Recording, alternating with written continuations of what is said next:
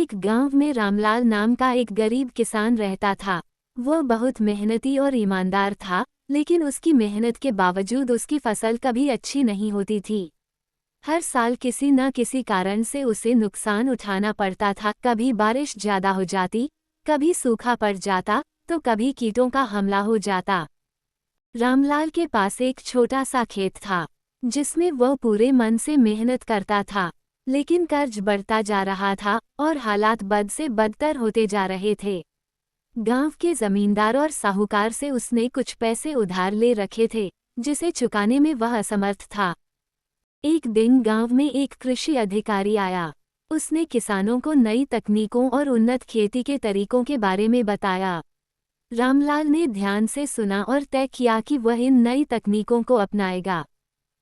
उसने वैज्ञानिक तरीके से बीज बोए, जैविक खाद का इस्तेमाल किया और फसलों की सही देखभाल करने लगा।